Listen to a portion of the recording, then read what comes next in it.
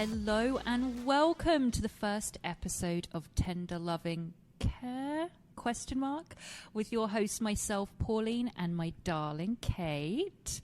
Every week, Kate and I break down two shows from the TLC network. The name of the network that I believe for the longest time was an acronym for Tender Loving Care. And when I found out that it actually stood for the Learning Channel, and I saw the types of shows that were on the channel, my deep confusion bred this podcast. Each week, Kate and I will randomly select two shows to cover for the next episode by spinning the Wheel of Shame, which has all of the 112 shows that we will be studying. Hello, Kate. Hello. How are you doing? I'm good. We were talking a little bit earlier about how I'm still battling sore throat and I know. Trying to get healthy. But other than that, I'm great. Do you think watching this amount of quality television this week has helped with your ailments? I'm sure it has. It's definitely helped my mood. I think it would do my body good to leave my apartment once in a while and debatable. Stretch my legs. Okay, so do you want to get into the two shows that we actually randomly selected last week that we have been reviewing, researching this past week for the episode? Yes. So the first show that we chose or spun on the Wheel of Shame last week. Wheel of Shame, yep. Was Extreme Sisters. Ooh, this was a doozy. So the synopsis, the gist of Extreme Sisters, according to TLC, some sister bonds are stronger than others, but these sisters take it to the extreme. Their obsession with each other is over the top, and they unapologetically refuse to change anything about the unconventional ways they live their lives. Wow. What a beaut. I mean, that, you're in already. You're in. You want to see, what is this unconventional ways that you speak of TLC? So I had seen this because it comes on, it automatically plays in the app after 1,000 Pound Sisters, which I watch religiously. So it'll come on. And so I had seen the first few episodes of this already, and I was already on board. I like it. Okay. So I was excited to watch more of it and to speak with you about it. Absolutely. I'd never seen it, and I've seen a lot of shit TV, but I've never seen Extreme Sisters, so I'm glad that you kind of had a little bit of a expectation, and we're excited to fill in the gaps. Yeah, I mean, this is a newer show, so this came out in April of last year. And okay. This is the only season so far, and I'm hoping for more. But yeah, so this is a newer one, and so I knew what to expect going in because I'd seen 2 episodes. Okay. So it's like I get the closeness, but of course it's TLC, so they take it way too far. And another thing that we see a lot on this network is something with a lot of them, something maybe happened in their childhood and they relied on each other for comfort. There's always something deeper, which is one of my favorite parts of every episode when they talk about that. Well, please remember, it is the Learning Channel. So, we are here to learn. Yeah. And we learn a lot. I mean, this, as you said, it's only one season. So this was good for you and I that we didn't have to sit through like 4 seasons of which some of these shows have a ton of seasons. But there were 8 episodes, and we were introduced to I think I've got 1, 2, 3, 4. I've got 5 pairs of sisters. 5. Yeah. So do you want to give a little overview on the sisters? Yes. Okay. So first we have Patricia and Patrix. Oh, I love them. They are so endearing. Yes. So these are maybe the oldest of all the sisters, I would say. They're in their 40s, I think. Yeah.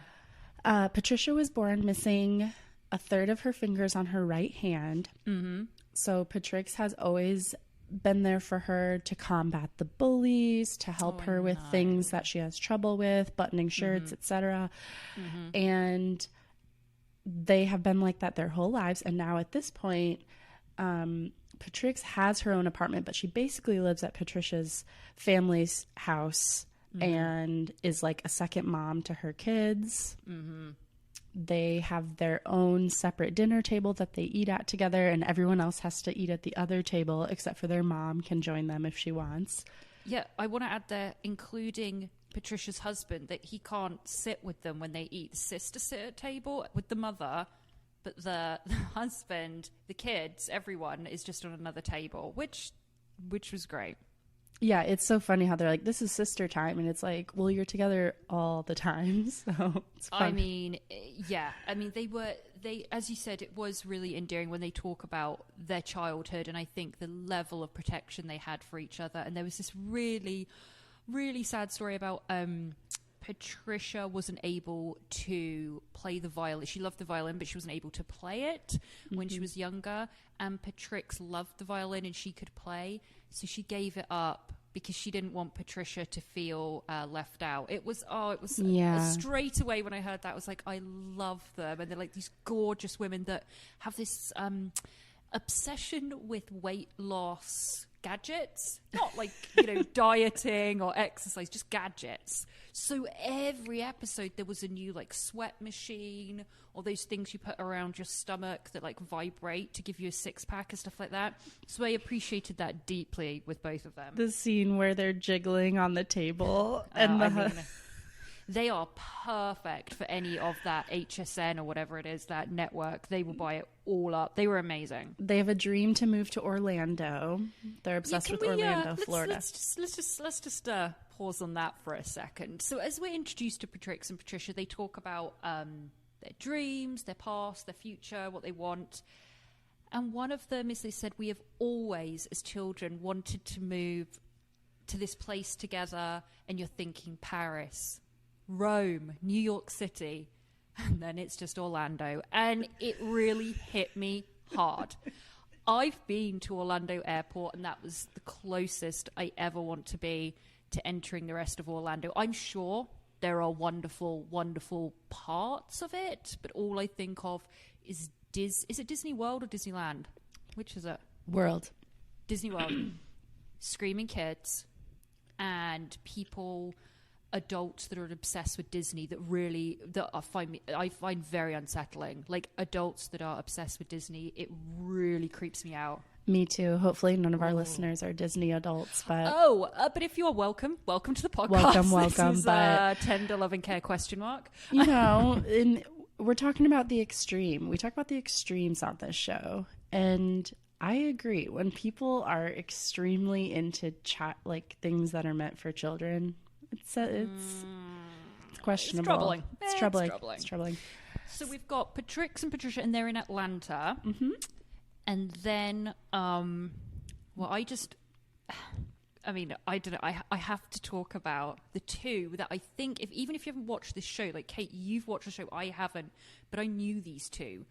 They're Australian. They're named Anna and Lucy. And they talk like this all through their nose, and it's completely monotone. And they are two of the most beautiful specimens I've ever seen in my life. I'm obsessed with them. So they are, it's hard for us to really go into in an hour-long podcast how extreme these two are. Everything's exact, from the amount of water they drink to every bite of food. And I've seen them before because they always pop up on those weird YouTube Barcroft TV like docus about crazy sisters or crazy twins or the most identical people, and of course their hook is that they share one boyfriend, which he has a very dashing little ponytail as well, which I appreciated greatly. He has like an undercut, and then he just has a tiny little ponytail at the back of the head, which is beautiful. And I don't think he really... he doesn't have any expression either, and there's just a lot of silence in a lot of these scenes that Anna and Lucy speak at the same time with the same vocabulary, and it's completely monotone, and at the end they'll just say, "Don't you think, Ben?" And he'll go, "Yeah," and that's pretty much it.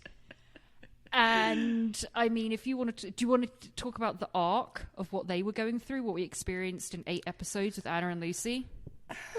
Yeah, so these are definitely the most extreme of the extreme sisters. Can we...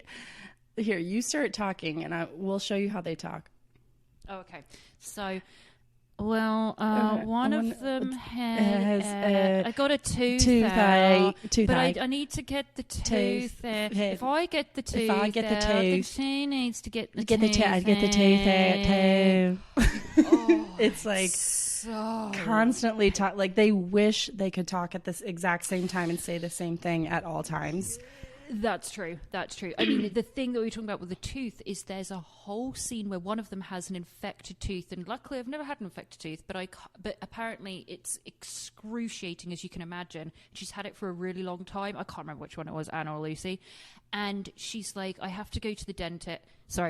I have to go to the dentist. So she had to go to the dentist because they had to kind of determine that day whether it was going to get pulled out.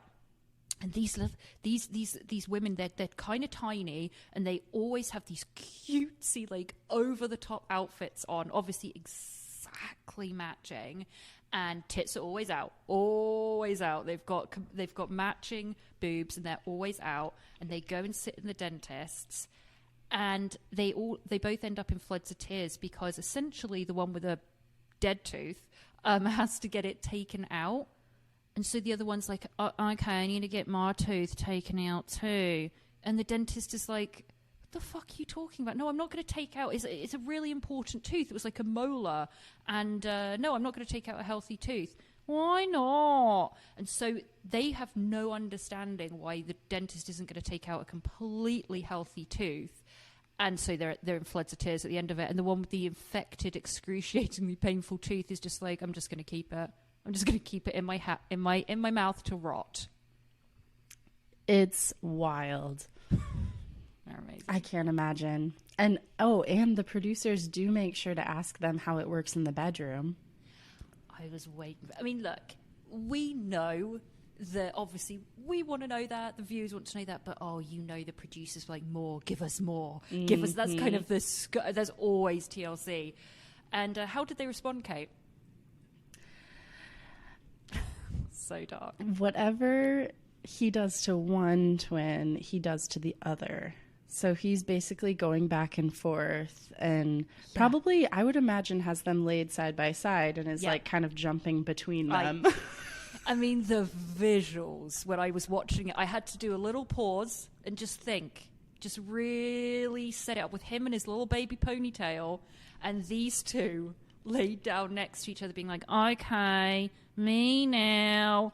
It's so dark. They're like trying to moan together. Oh, yes, God. Exactly. Terrifying. And there wasn't much we really discovered about his name's Ben's personality. It was as monotone. I feel like he could have, he was less of a creep than I was expecting. That's true.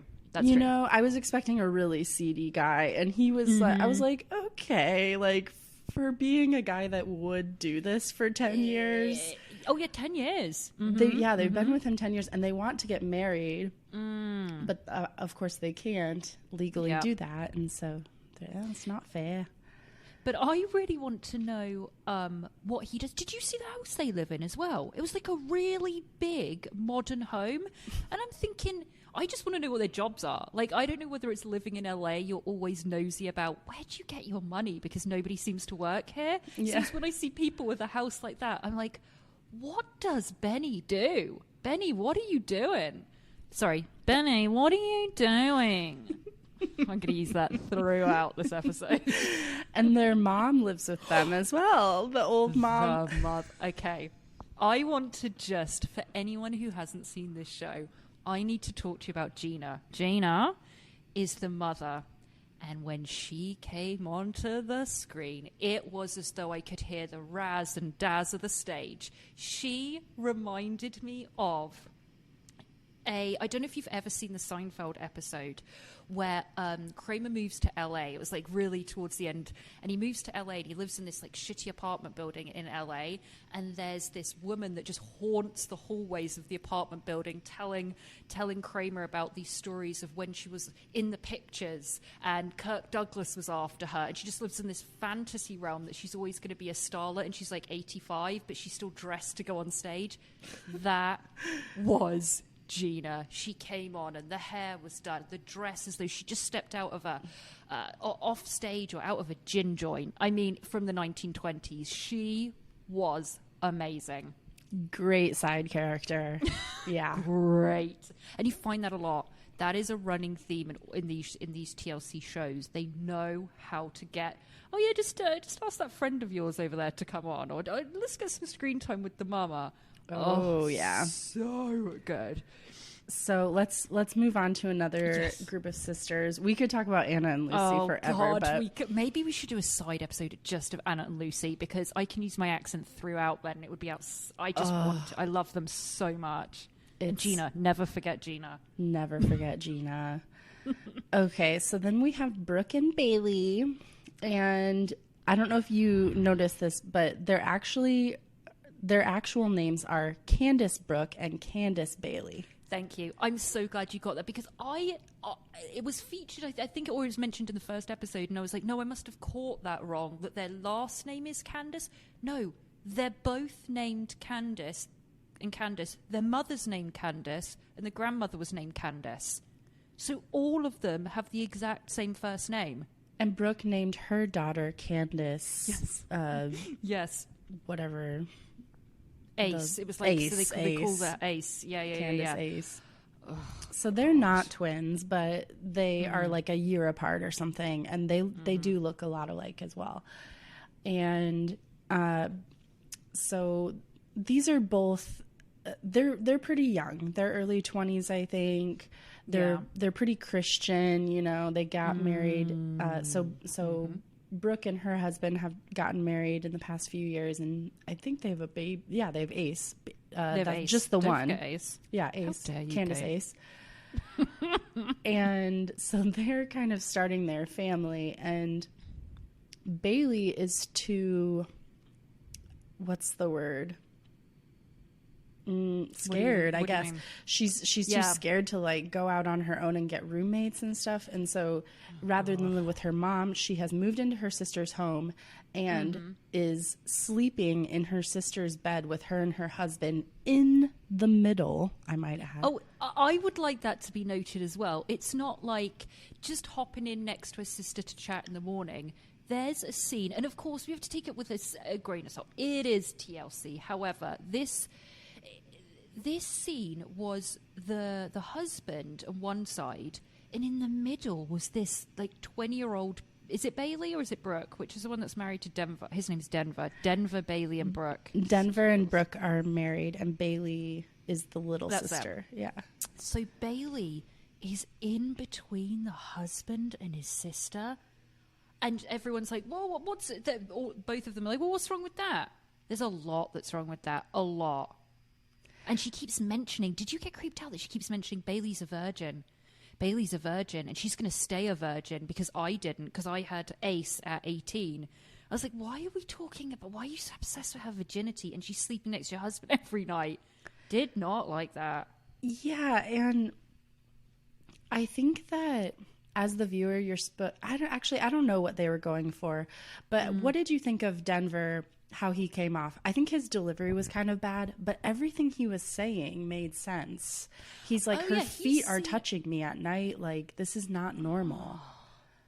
He, once again, it's so straight. It's funny that none of these men, I don't think, from all of them that we saw, none of them were like pervy like you'd expect them to be. They were all like, this is just really annoying and horrible, and you have a really weird relationship. Yeah, he seemed nice. They all had the same nose ring, which I appreciated. I don't know if you saw that. They all had the same nose ring. But what you discover as well is that So Brooke is pregnant with her second baby. That's also, I'm sure, is going to be called Candace too if it's a girl. And then, oh no, we know what the name is going to be. Remember what they want it to be.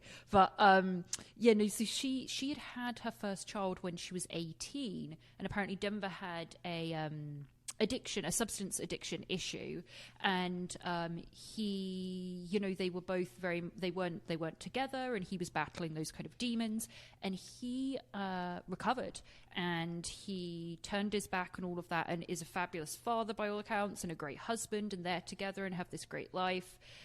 He seemed very sensible, and just could not make sense or give any sense to Brooke, who just didn't see anything wrong with her little sister, sleeping next to her husband. I got so grossed out by the bathroom stuff too. She said they used to sit on the toilet together and go number two at the same time.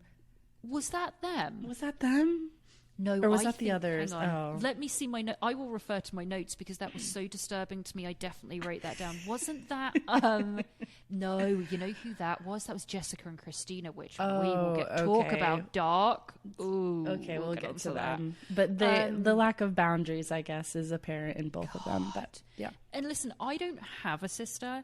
I do have friends that are like sisters, and there's just a level with this. Obviously, it is because we're reviewing a show called Extreme Sisters, but there's this undercurrent with a lot of them, and you'll see it as we go along when it comes to like childhood trauma, where they had to turn to each other, and just their complete disregard for their partners. Because even if we go back to our loves, Patrix and Patricia, and their dream of going to the holy land of Orlando, they want to move without the husband or the kids.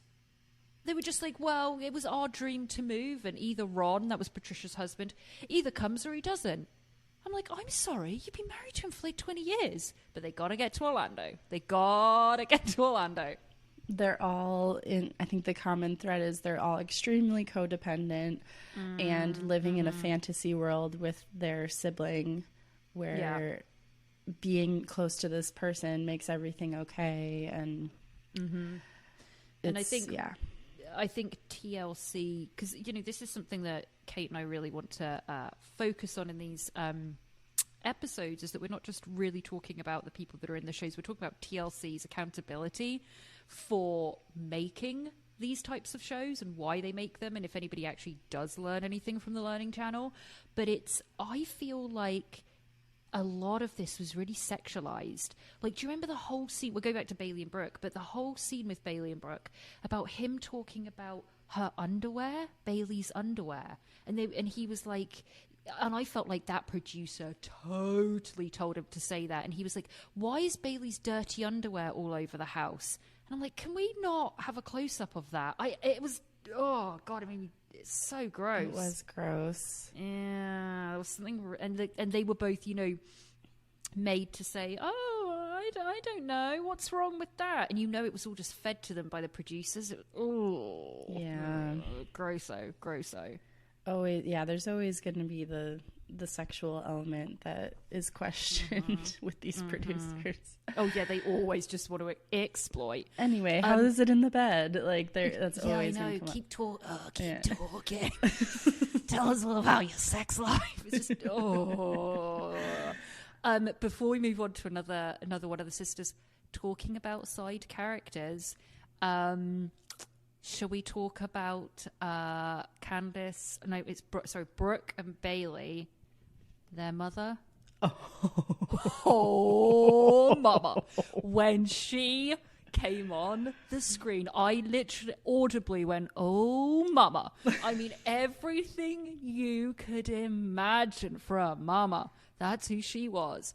The hair wasn't even a haircut, but it was jet black, and it was just spikes everywhere. I didn't understand it. It was like the Karen haircut got thrown into the blender. It was like completely sticking out. Like, it made no sense. No sense. But she had that styled.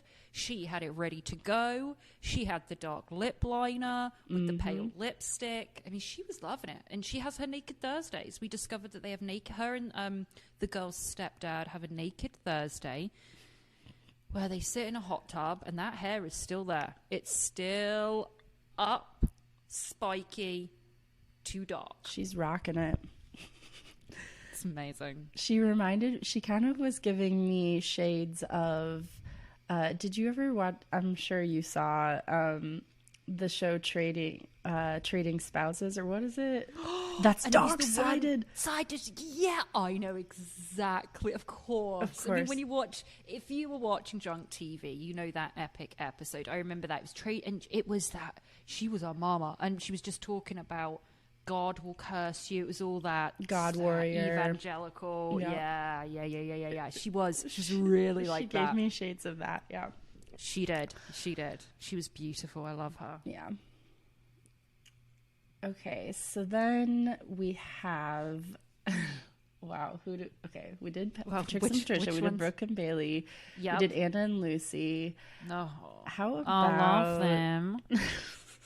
I can't help it. It's really annoying. Okay, I want to save a certain one for last. Yeah, so next, I know. Let's do Christina and Jessica, the psychic sisters. The psychic sisters.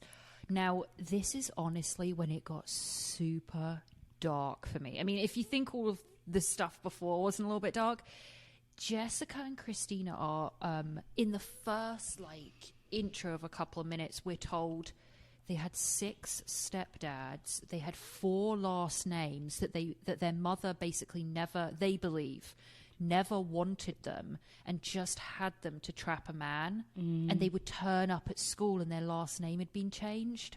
Oh, that was really dark for me. Really dark.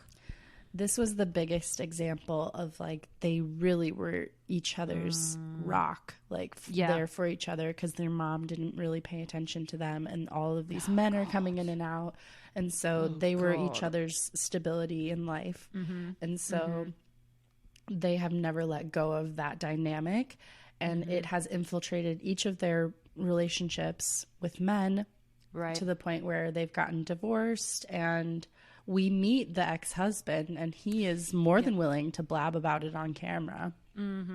He seemed lovely. He's still madly in love with his ex-wife. Yeah. Yeah. Well, I don't know which one it was. Was that Jessica or Christina? I don't know. Does it matter? They have started to blend together. I know. So, yeah, there's kids involved, but we never see the kids, so I'm guessing the husband was like, no, they're not going on camera. Oh, no, we did. There was 3 of them. Do we see them later? Maybe I missed it. Okay. Yeah, it was just very, very much because they were like, oh, they're so close and we're so happy. They went to the pumpkin patch. Remember that with a boyfriend? Okay. So, yeah, it's what you don't see is you don't see the ex-husband of one of them. You only see the ex-husband that was actually talking about their relationship. And he basically said the reason we got divorced was because of your sister. Because you would spend more time with her than you ever would with me. Yeah. It was and was that the one where they said they had like an RV or something in their outside their house, and the 2 sisters would just go in there and just talk? Maybe like at night. I think it was because the ex-husband was like, our relationship deteriorated because you 2 would spend your evening together alone in a van outside the house just so you could be together. I mean. Yeah, and that's the one with the bathroom issues. Yeah. that made me nauseous. That was disgusting. And then one of them has I feel so bad we don't know their name. Who's Christina, really? Who's Jessica? I know, unclear. I could only tell because one of them has a shorter haircut. Anyways, one of them is dating, the one who has kids is 37. They both have kids. Oh, shit. God. The one... Yeah, it doesn't matter. Whatever. I really couldn't tell you. One of them is dating... She's 37, dating a 24-year-old young man. Ooh. And he has moved into her house, and they break the news to the sister. She like loses it. She's yelling at him. She really looked like she was having heart issues. I mean, she was. It was palpable. She was so angry that her sister was getting. And to be fair, that guy is an idiot, he's 24 years old, and he sent a really shitty text message to the sister, being like, and said to the sister, your sister doesn't even like you. Yeah, he's an idiot. She hates you. She hates you. Yeah, I would have been upset too, but her whole world was getting rocked by him moving into her sister's home. And the psychic, remember? So that we're talking about incomes, because I am obsessed with everyone's incomes on these shows. They said that the thing they did get from their mother was a psychic ability. And so we have some great shots of them giving very, very vague advice on a Zoom call to a client, and then having a naked healing session. Grounding session. In the woods. Yep. Which is beautiful, but when there are TLC cameras filming it, it takes away from the magic a little bit. For me, I'm glad to see it, but I didn't really feel that it was as magical. But they, and then we saw them scatter their mother's ashes. It was just those two had a lot going on there with that mother. Mm-hmm. It was really sad. It was really sad. And so one of them moves in this young boyfriend, and then she hides from him that she's psychic. Right.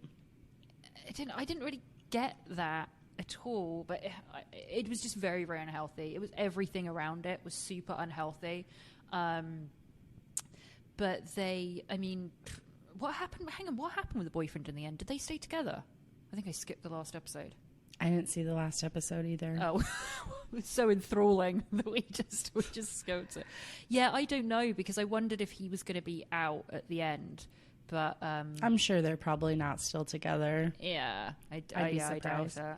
Yeah, not if her sister has anything to say about it. Oh, she's like telling the cameras, "That's all right. He doesn't realize how much power I have." I know. It was like she was about to put a spell on him. She was ready, and I would believe it would be true as well. They're powerful women, those two. And it was just, you could feel the trauma bond between them, and the protection that they had to be together. And this guy, you know what, but essentially she was right. The guy was an asshole, and he was rubbish, and she shouldn't have moved him in. So whichever one, Jessica or Christina, unclear, that was, stepping in between the relationship, good for her, because he's horrible. So, well, she couldn't be herself around him. She had to hide that she's psychic. Right. She had to hide that she's into anything mystical. Mm-hmm. He's coming over. She's like, take off that headpiece off your head. Like, she wouldn't be herself because she knew that he would think it's stupid and not respect it. So I get why, he was totally wrong for her. Yeah. So hopefully they're not together. So the last pair is something else. Okay. Something else. The two Bs. I loved watching Brittany and Brianna. So if you're an avid TLC watcher, you might recognize them from a special that they did, I think a couple years before this came out, called Our Twinsane Wedding. No. Okay. I mean, the puns. Whoever is at TLC writing the titles, they're fantastic. Dream job. Really good at their job. Dream job. That is my dream job. So, this is a set of identical twins that spent their whole lives together until law school. They went to law school in two separate states, two different schools. That was their big independent moment. Yeah, they hated it. She would come home crying. She told this story during one of the episodes where she was so sad that she missed her sister, that she was coming home from the library and she flopped into the snow and made a snow angel. And then she got up and flopped down and made another one next to it. I mean, we're really touching on some issues there. We're really, and then she just lay there all night in the snow. So that's an example of how close they are. So anyways, they got back together. They moved back to each other after law school. They go to a twin festival, which I would love to go to. Oh my gosh. Yeah. Anything like that. Like there's festivals for redheads, I think. And like, yeah. Mm-hmm. So they go to a twin festival. They meet another set of identical twins, male twins. And they hit it off, start dating, and get married on the same day. And TLC filmed a special about it.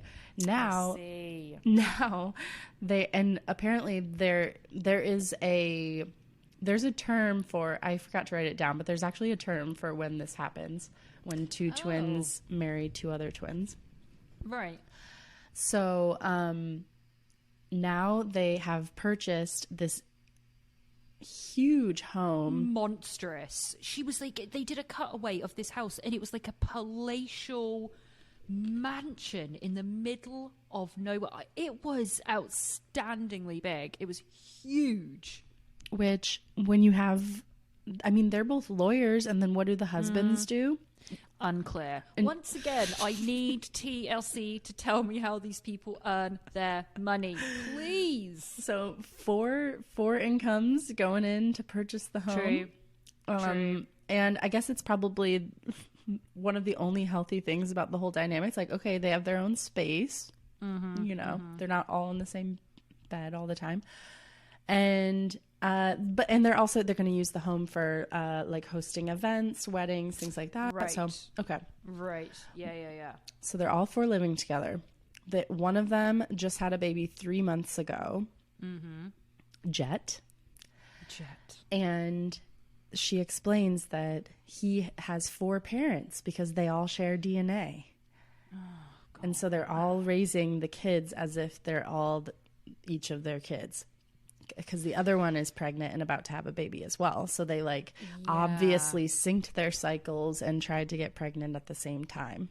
Which Anna and Lucy were trying to do, which I don't think we spoke. I'm going to stop the accent now. Which I don't think we spoke about actually with Anna and Lucy, because they were trying to get pregnant at the same time. And the doctor was like, it's very hard to do that. But Brianna and Brittany... it was really sad as well. They said they both got pregnant at roughly the same time before and both had miscarriages. Oh yeah. That was terrible for them. But they must have got pregnant. I think they were really around the same time when they got pregnant the first time. But you're right. I was going to say the second one, because I don't know which is now having a baby herself. And I I think that the more healthy parents that a child can have is beautiful, and I think that's lovely to have like more parental figures around them, as many as possible. I think that's lovely, and I do think that's healthy. But I wasn't really understanding what both of them were saying, that they thought that the kids that they weren't really just one set of parents, and they were quite adamant that they have exactly the same DNA, and it gets really murky because it's 2 brothers and 2 sisters, and I couldn't really wrap my head around it. I didn't really understand the genomes and everything that goes on then. I just don't know why she can't just be your Aunt Brianna that you're very close with. Like, it just seems... Mama 1 and Mama 2. Yeah. I mean, I guess, it's not the worst thing. Like, they will definitely have lots of help around and lots of love around, but... Yeah, but it was the insistence that it would not be an aunt. It will be your mother. It's the mother. Both so the mother. Have, these children are like, who's this?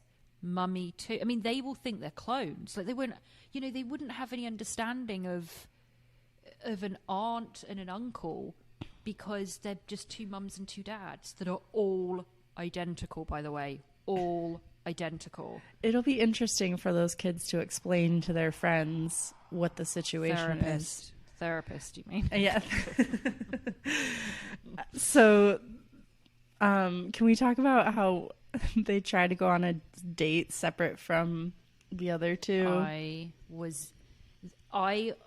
It made me cringe and it made me deeply uncomfortable watching them. So essentially they decided, they realized that neither of them had really been on a date with their partner alone without the other couple. So they were like, you know what, let's do it.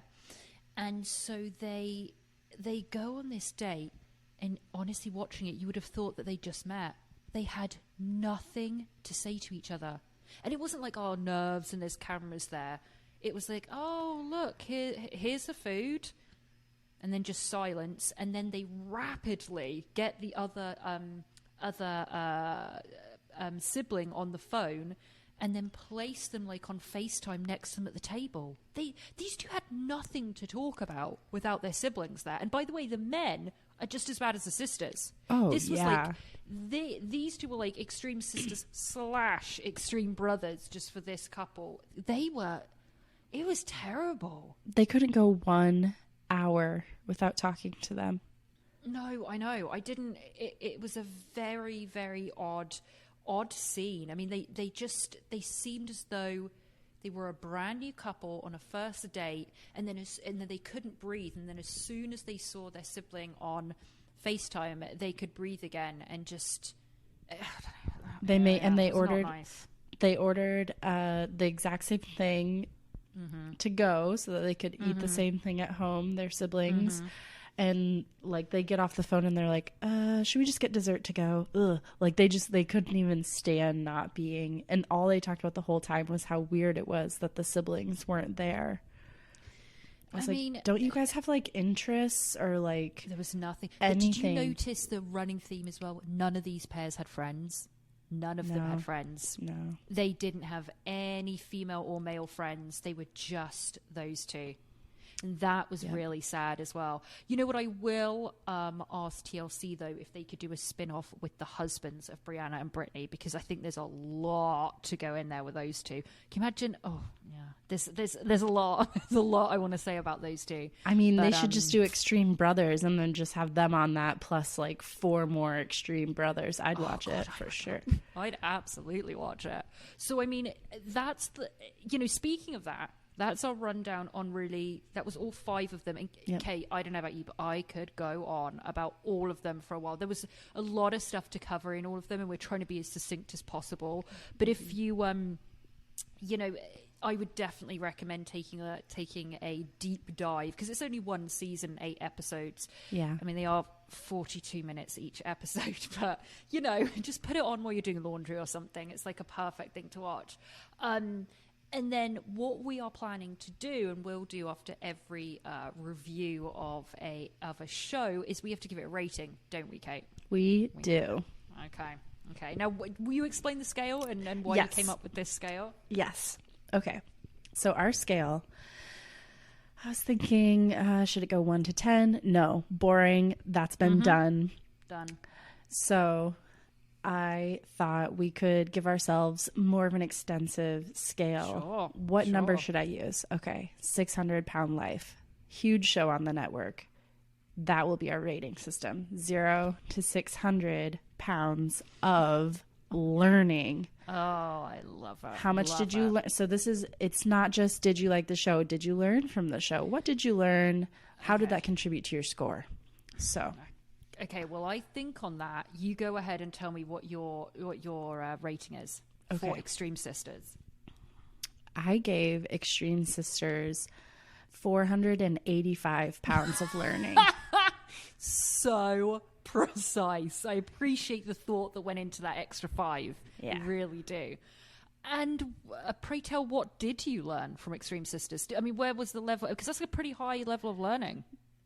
I learned a lot. So this is not a typical relationship. Like I've never come across anything like this before. I mean, I guess I do have friends that are like very close with their siblings more than I am, where I'm like, whoa, okay.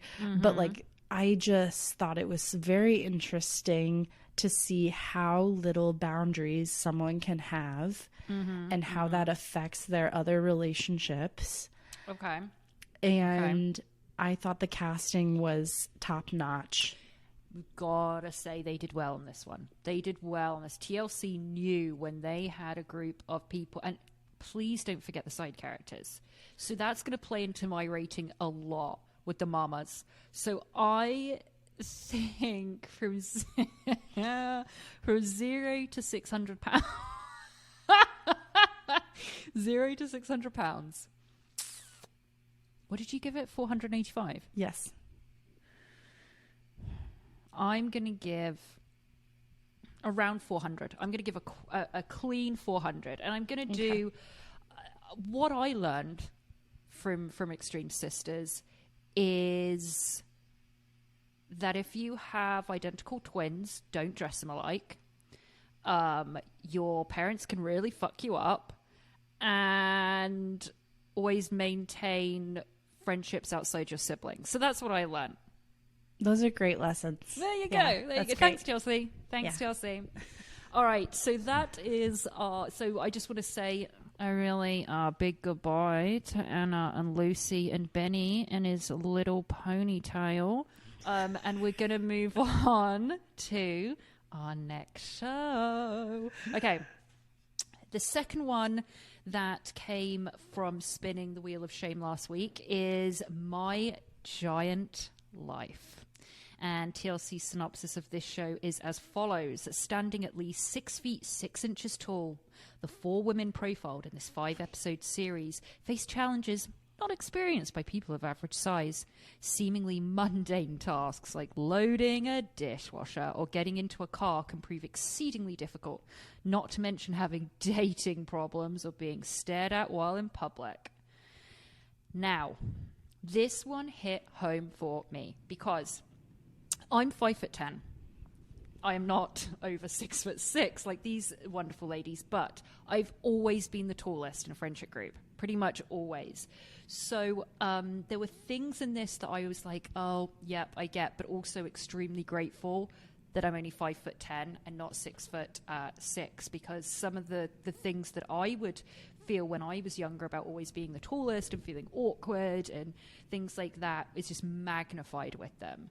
And there was a couple, I mean, this one was a lot. This was also 42 minutes. I think that's like the golden amount of time for TLC shows. There was 3 seasons, so there was a lot of skipping I had to do. Oh, yeah. A lot of skipping. Now, I need to get these notes because there's one character which I don't think I think, Kate, you're gonna know. And Kate and I don't discuss these shows before we meet here and talk about them. There's one character I'm gonna leave to the last of going through these in My Giant Life. So the first, we've got Colleen, which is also known as Coco. She's 6'6", and she was a breath of fresh air. I liked Coco. Coco didn't take any shit from anyone. And she was her whole kind of theme through this, because they give each of them themes of their intentions, and they stretch it through 3 seasons, which is agonizing. But Colleen's was looking for love, and she was set up. Oh God, these producers like forced her to go on these blind dates, and there is one horrific scene where the producers have her waiting for a blind date, and she's hooked. The first one was this like 70-year-old man in a terrible wig that met her at a bar. Do you remember that? No. And he's all like, yeah, they went bowling, and she turned up, and she's 30, I think she was 37, 38, something like that. And she turns up, and this man had the worst wig on, and he was literally about 70, and you just see her going, yeah, a lot of people lie in dating profiles. So I was like, dude, I don't know what he had said in his profile. So they go bowling, and he's like, she beats him because she's also super competitive, which I really liked about her. and he turns around and goes, oh, not bad for a little lady.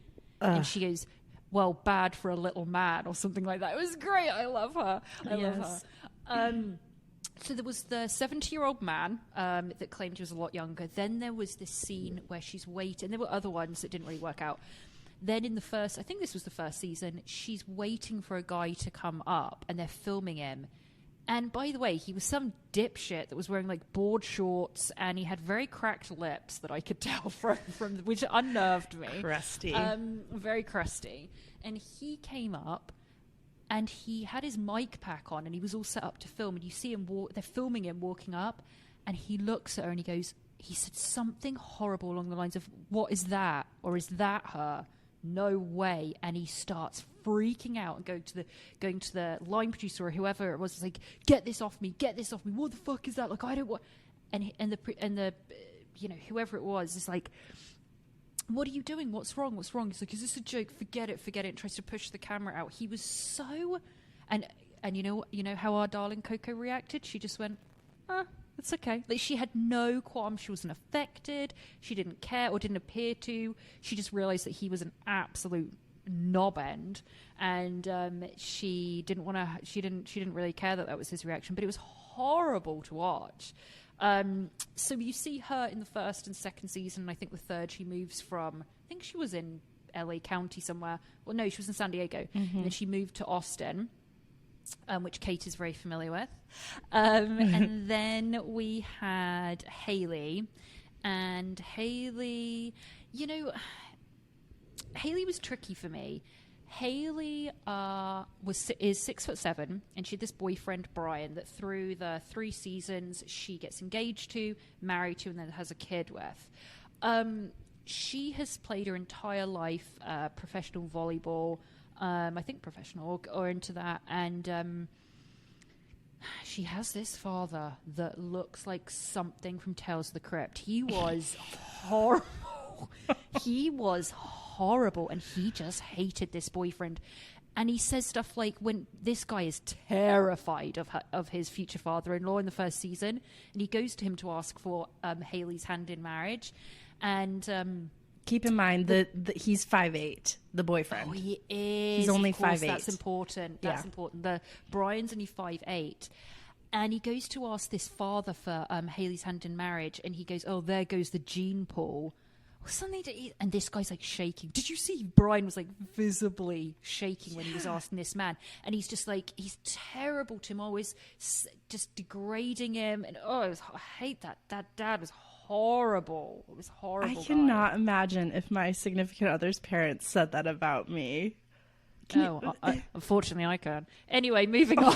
God, that's so... Well, not about the gene pool, not about but I have some other stories. Yeah. Well.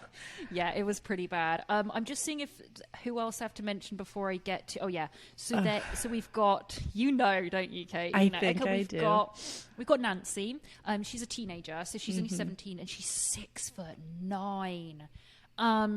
Her story's pretty, you know, kind of whatever. It's just about her and her brother, who's 7'3", by the way. Her mother's 6'7", and then and then she has a stepdad 5'10". And it was sad. I only found out later in the season that her dad had died when she was quite young. So her mother brought up these kids, the three of them, by herself. But they had this stepdad who seemed nice, and it was just, there was like 10 minutes talking about how hard it was for tall people to load a dishwasher.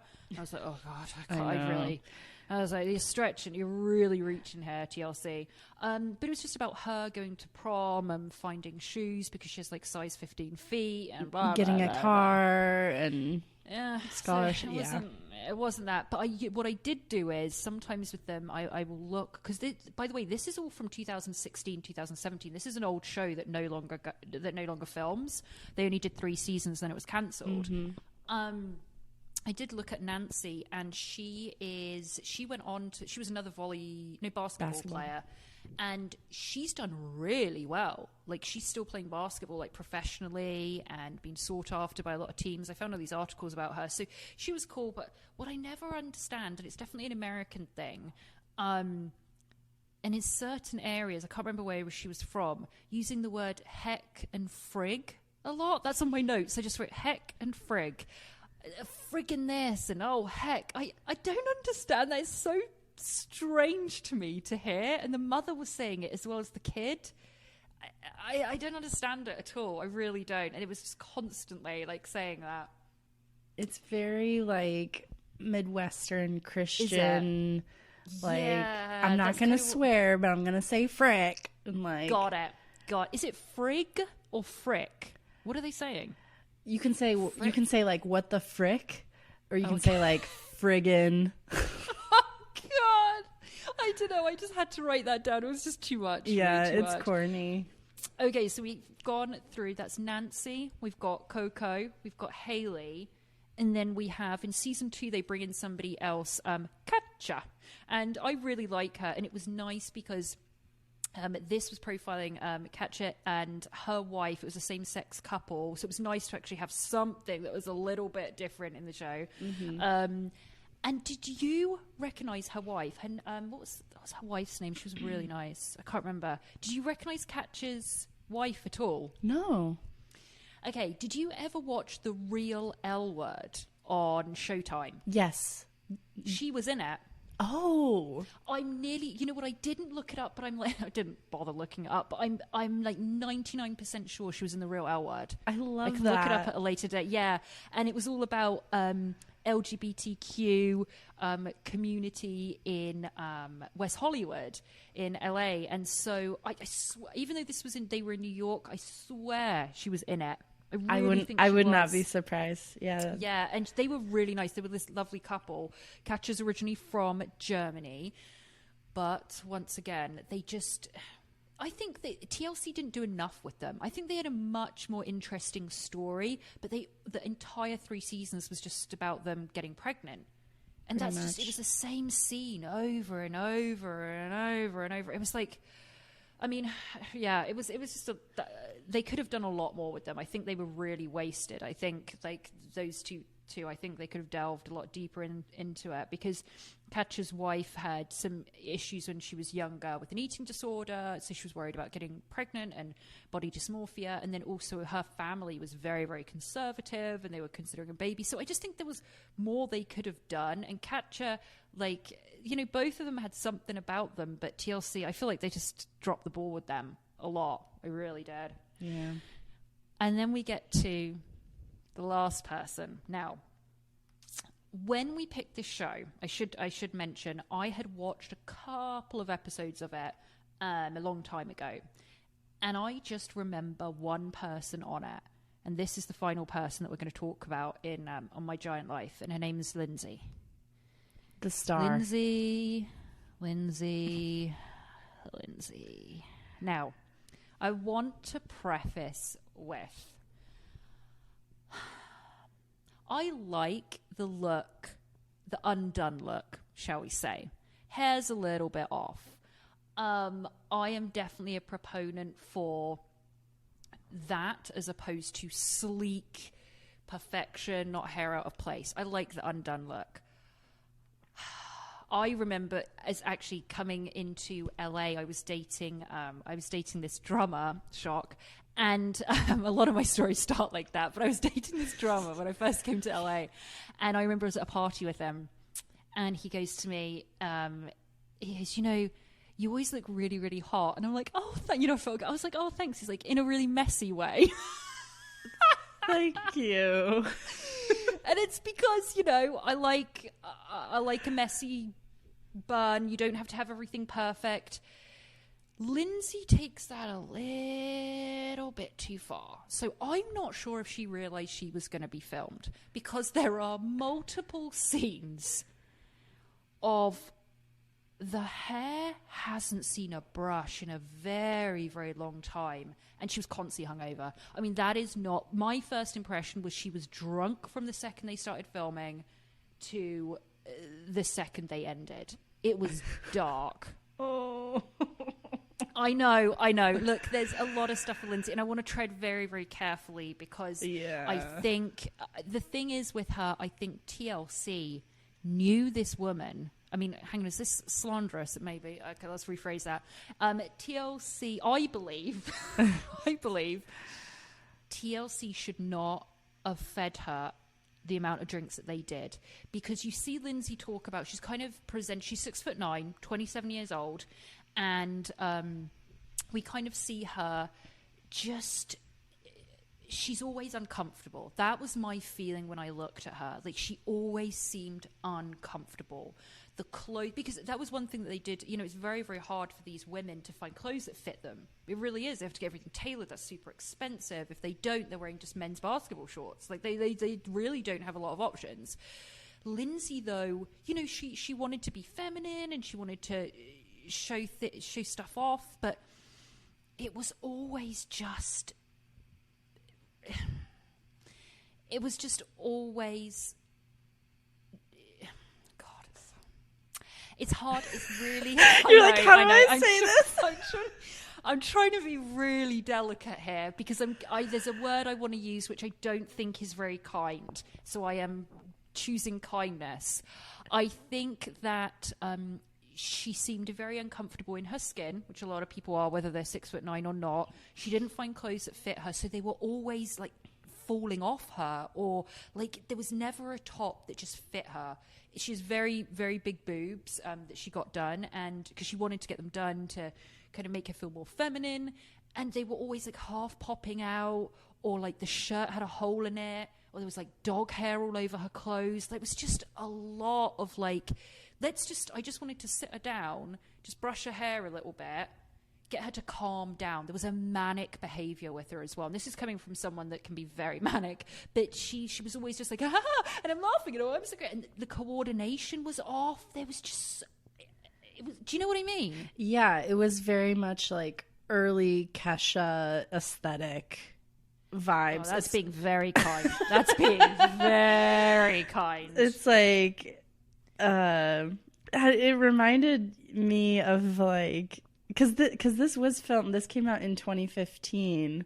Oh, wow, 2015. But her style felt even older than that to me. It felt like very like 2006, like 2005, like tanning bed, low-rise jeans that are like bedazzled, or like shorts with Uggs or something, and then like, and it was always tops riding up or riding down. You know, when you just have an outfit on that you just don't feel comfortable in, like it's riding up or riding down, you just want to like pull it down or change or get your stomach hidden or your back hidden. Yeah. It was like constantly what she was like.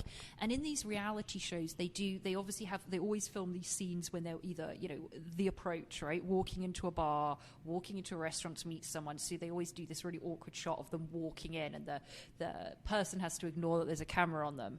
And it was excruciating watching her do that because she was so uncoordinated. Not even uncoordinated. I think she was drunk. I mean, I just really do think she was drunk for the majority of it. And every time she sat down somewhere, you just saw the drinks were flowing. And I can tell you right now, they're picking up the bill for all of that. That is not coming out of Lindsay's pocket. So speaking of that, we're introduced to her. She was a professional wrestler as well. So she has a lot of strength and she has a presence. But we start off and it just gets really, once again, these shows have this dark element that is just, shoosh. She basically describes her childhood that her father was absent since I think she was about 12. And it was a very poignant moment. She said, the last time I saw my dad, I was the exact eye level with him. And that's when he left. So I can see how she carried her height as a rejection, as men rejecting her. So she meets with this private eye that she supposedly hired, aka TLC forced her to hire them, or hired them and told her she was going to find out stuff she probably didn't want to know. So she finds out the father had actually been living quite near her growing up, and then you have this scene where she goes to meet him at this farmer's market.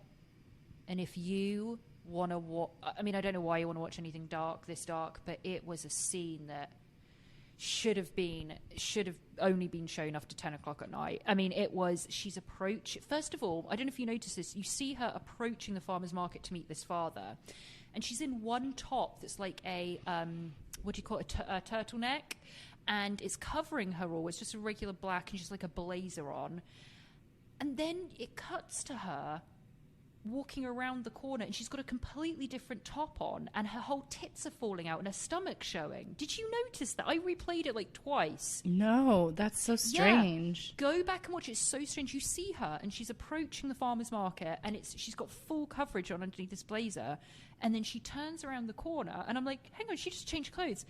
And I mean, her breasts are falling out of her top and her entire midriff is exposed, which I don't give a shit what you wear, but she looks so awkward. And I was like, did TLC force her to change into that? It was really weird. And that, by the way, that's what she's wearing to see her father for the first time in like 15 years. Yeah. It was really strange. And so she sits down with him, and it was a horrible conversation. It was basically a little girl asking her father to accept her. And this man, I had to write down these notes. He sat there, doesn't really give her many answers. He says at one point, I took the dog, said I was going fishing and never came back. And I felt like saying, yeah, she knows that. Yeah, she's lived with that her entire life. And he goes, and she starts crying, obviously, and things like that. And he just goes, oh, this is the best day of my life. And TLC cuts to her, and there's literal black mascara down her face, crying. And they just hold it on her face. And I'm like, well, it has not been a good day for her. And it's sad because she wants his approval and wants him in her life any way possible, but this guy doesn't give a fuck. No. And he looked like, to me, now Kate and I bonded over Real Housewives, so this is a reference for Real Housewives, but do you remember Real Housewives of Beverly Hills when do you remember Kim Richards' boyfriend that looked like a Bobo Tom Sizemore? Yes. That's who this guy reminded me of. Mm-hmm. He looked like a bulldog, and so you have this scene, and then he just goes out of nowhere. He really didn't say anything to her, like no reason, no rhyme, a half-assed apology. And then he goes, "Oh, do you want to meet your half brother?" She's like, "Oh, that would be amazing," which took me by surprise. But she was like, "That'd be amazing." So they meet this kid, and then as they're kind of wrapping everything up, he says to the camera, they're like asking him in his interview, and he goes, "You know, this has been a blessing of a day, but quote." An additional burden is now on me. And that was that. And you never saw him again. I mean, it was rough. That was like, it was really rough. Yeah, he's never mentioned again. You don't see him again, right? I don't think so. I mean, the lack of self-awareness is astounding. You're on TV. Oh, God, this guy just did. Coming off like the biggest deadbeat dad asshole of all time. Oh, yeah. He didn't give a shit. No. Then we meet her English boyfriend. Now, being English myself, I would like to apologize on behalf of him to her and to anyone that he goes on to date, because essentially he hated her. I mean, let's just be real. He hated her. It was this anger, and it was a drinking partner. So the first time you see him, it's in her apartment, I'm sure.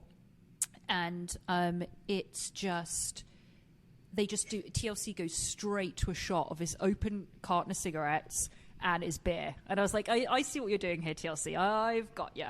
Setting the scene. Setting the scene. And by the way, if that was any xenophobia against the English, then I will take that up with TLC. But I think it was just setting the scene of this guy being, I don't know what he did, or he was just it's horrible. Anyway, so she comes in after she's got her hair done. I guess it's the second season, yeah, because we see her the first season, she's single, drinking a lot, and this is opening the second season. And she's gone and got her hair blonde, because she's moved to LA. That's it, because before she wasn't living in LA, she was somewhere else. She's second season, she's in LA, she's got this boyfriend, this English boyfriend, and she's got her hair changed because now she's pursuing acting. She was a professional wrestler. She's pursuing acting, not going too well.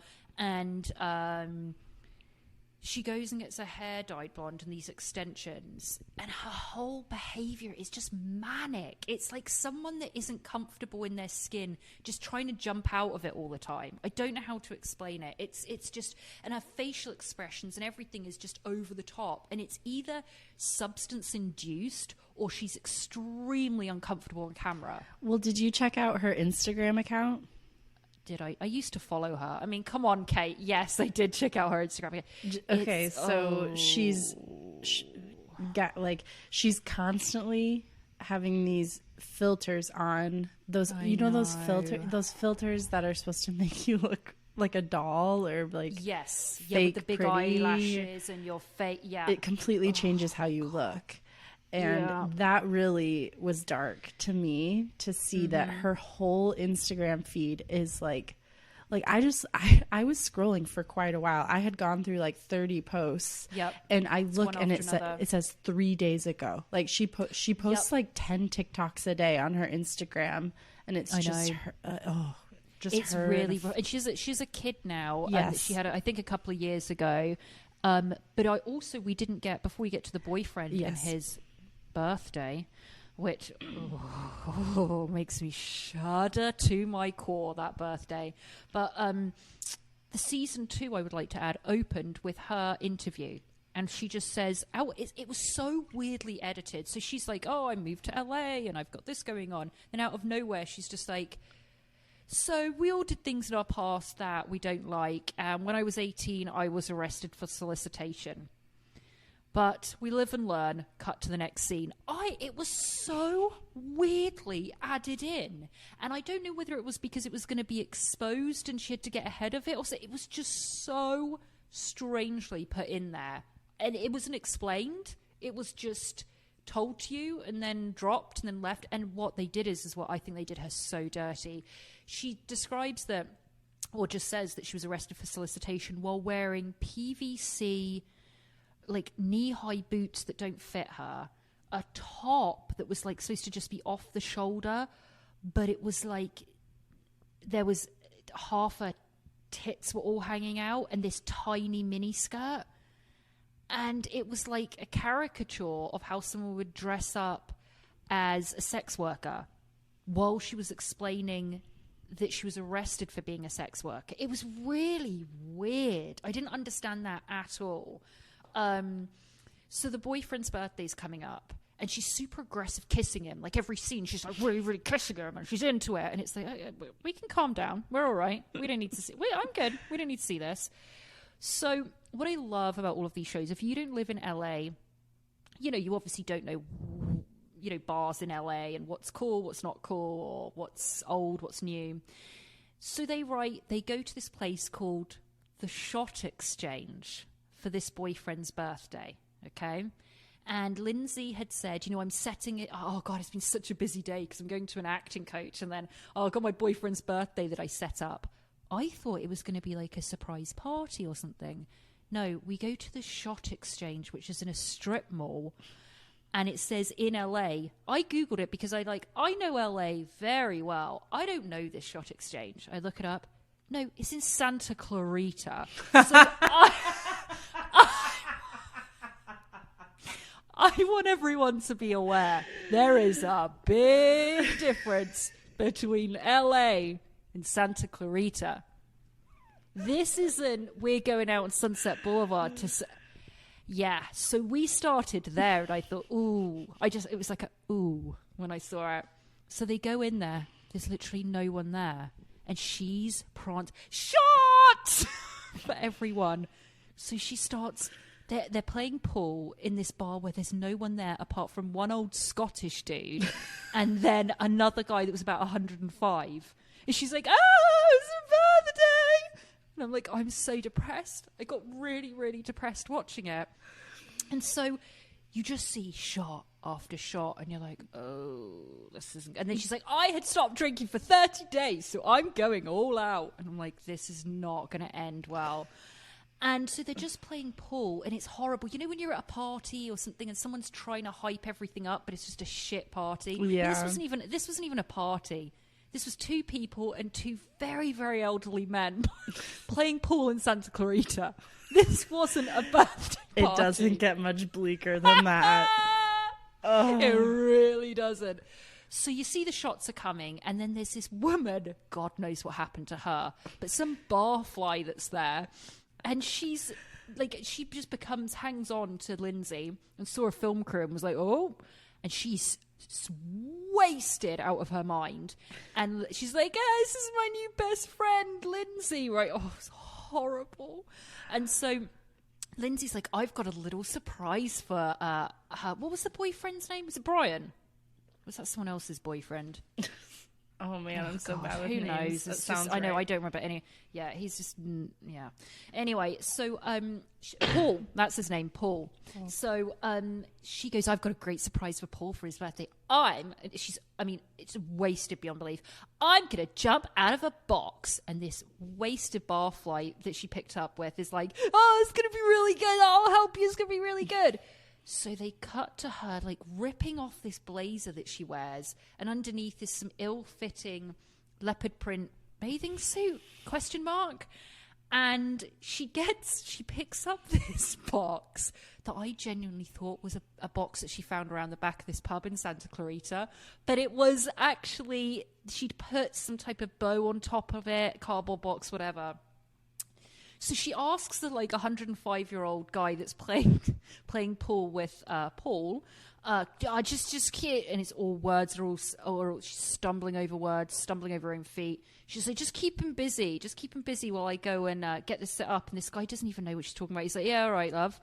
And she goes over, and her and this other woman can't even stand up straight. Right, it's really, it's horrible. And TLC were just rubbing their hands together. They were like, oh yeah, you got a live one, boys. Oh. So you see her, she sets up this box, she goes inside of it, and she's like, I've got leg cramps. And the woman, the barfly woman, is like, Paul, come over here. And obviously none of them have English accents, but I've done enough accent work for today in this podcast. So she's like, come over here and just, let me talk to you about something. And she's like touching his arm and touching his hand because this woman's wasted. And then she's like, just sit here. So Paul sits down. And Lindsay jumps out of this box, this cardboard box. And she's like, happy birthday! And she has a cake in her hand. And this guy couldn't have looked more disappointed and disgusted if he tried. It was horrible to watch. And Lindsay knew. She just knew straight away. And she's like, and she's like this feather boa that she tries to wrap around the guy's neck and pull him in.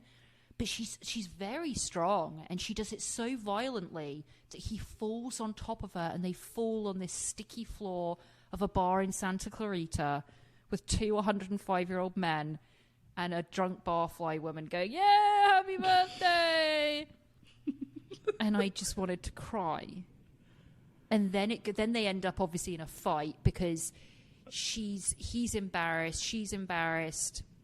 They're both wasted. And they're sat, and she goes, do you want some of your cake? And he's like, no.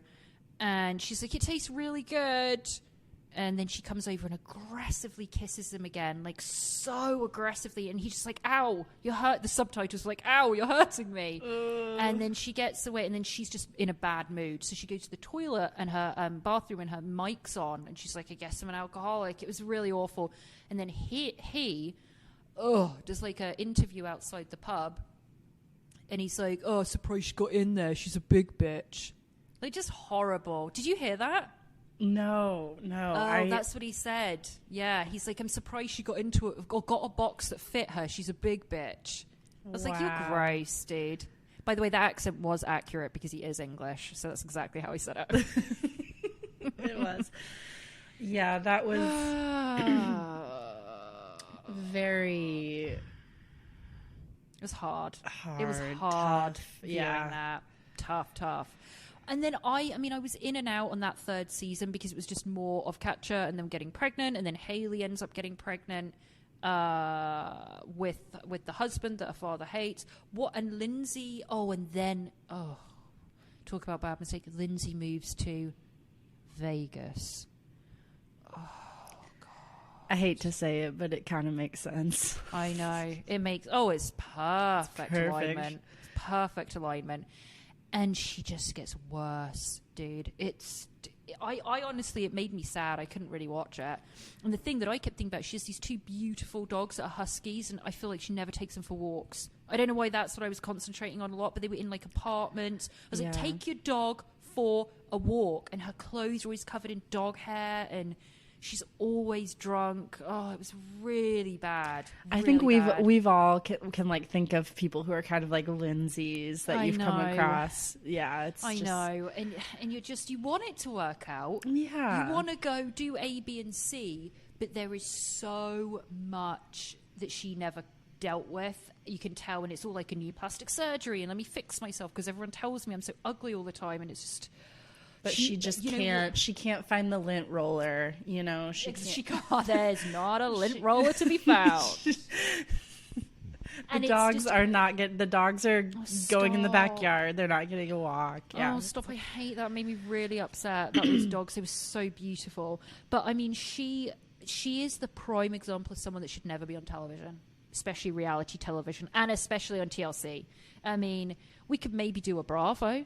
We could do the highest of awards being on a Bravo show, but she should never be on TV. It was not good for her. I don't know. So something Pauline and I talk about sometimes about TLC shows is like, ultimately, was going on this TLC show a good move for this person or not? Like, did it help their life? And there are some people on the network where you're like, actually, I think this helped them be able to do this or whatever. Sure. But yeah, with Lindsay, I'm not so sure. I mean, she does have, let's not forget her wins. Okay. She holds the Guinness World Record for the tallest actress in a leading role for her work in a movie called R100. Everyone knows it. A film about a guy who's bored with his life and signs up for a service where random women employed by the company will find you throughout your day for an entire year and perform BDSM acts on you and beat you up. That's what the movie's about. Stellar script writing. And then one of the girls who is hired to beat this guy up throughout the year ends up dying. And so then the plot turns to... So then Lindsay plays the CEO of this company that he hired to do this to him because he gets off on it. She's the CEO, and her scene is that she's beating him up. So these are the kind of roles that she got in Hollywood. Yeah. To be fair, they're better roles than I got when I was attempting to be fair, it is further than I got as well in LA. I can't say I'm going to rush out and see it. I can't say I'm going to hunt it down. She had a guest spot on Grey's Anatomy. Good. All right. I think that's like the biggest one. Yeah. Yeah. That's impressive. But as Kate said, I went on her Instagram because I actually used to follow her because I'd seen this years ago, and I was like fascinated with just how spectacle. I guess that's what I should say. The spectacle of her. And this show didn't help her, and she ended up, obviously not with the English guy, but I think there was somebody else afterwards that looked like exactly like him. But I think he could have been actually the father of the baby. I think that was speculated. I looked her up that the English guy, Paul, could have actually been the father of the baby, but she never really said who it was. I don't think. I may be wrong. I don't think. She had the baby in 2017. So yeah. Oh. It could have been him. I don't know. I'm not sure. I don't know. And then she was with another guy, and he was really tiny. I think he was like really, really short. That didn't work. And you see her now, and she's selling like some of her clothes that she's worn. And there's like a little bit of fetish stuff with her height. I'm not sure. It's just a shame. I don't think this show did her any favors at all. I really don't. Yeah, I think I would feel better about it if she was like, because she's verified on Instagram, 28,000 followers. Okay. If I had gone to her Instagram and she had like 300,000 to 500,000 followers, and she's like you can tell she's making thousands of dollars on brand deals and stuff, I'd be like, yeah, okay, she really turned this out. But that's not what her Instagram is. I mean, I went through her highlights at the top of her page, and she has like an entire highlight that's like dedicated to her putting toner on her hair, and then she's like playing Taylor Swift songs and like shaking her hair in slow motion, and it looks god awful. I'm like, please go to the salon. It's really rough. It's like stuff like that where it's just like, it's very much like an Instagram account of like that I would see of someone from like my small town or something who just like does random shit, except she has like 30,000 followers. and was on TV. It was a shame. Yeah, it wasn't. I mean, it wasn't a good look for her. I think some of the people can benefit that they had to really address things in their past and you know, gain confidence. Like Coco, love our Coco. Nancy, you know, her basketball. Nancy did great. Yeah, I just think it was a shame, and I think it just gets really dark because you know why Lindsay was brought back for 3 seasons. You know why a lot of her scenes were in bars, and that makes me uncomfortable. You know, yeah, you know. Having said that, it's time to rate it. It's time to rate these poor souls. So, Kate, you go first. What are you thinking? I rated this show 224 pounds of learning. 224 pounds of learning. What did you learn, Kate? I learned to see life from the perspective of a taller woman. I think it's more interesting to hear about someone being that tall as a woman, because the standard of beauty is to be sort of like maybe petite or like smaller than the guy or whatever, in like a hetero situation anyway. And so to kind of see them navigating, like finding the self-confidence, even though you are being viewed as different and stared at. And I also learned to never ask a tall person if they play basketball. Yes. Because they got asked that pretty much every day, it seems like. Yeah. I can imagine. Yeah. But overall, you know, it's not as many pounds of learning as Extreme Sisters. Because overall, my mind was not blown by like the situations I was seeing play out, you know. Okay, that seems fair. Yeah. I think I'll go with. I'm going to go with 250 on this. I'm going to go with 250 pounds of learning because I appreciated that for me, being a tall girl, it was nice to see the perspective of women that are actually tall girls. And the other thing I learned that how much harder they had it when I thought I had it, you know, kind of tricky as being always the tallest one. I was like, look at the challenges they face. I never had issues with clothes or shoes or anything like that. And the second, I learned 2 things. I learned that, and I learned that Lindsay should never be on TV. So I think that equates to 250 pounds of learning. I agree.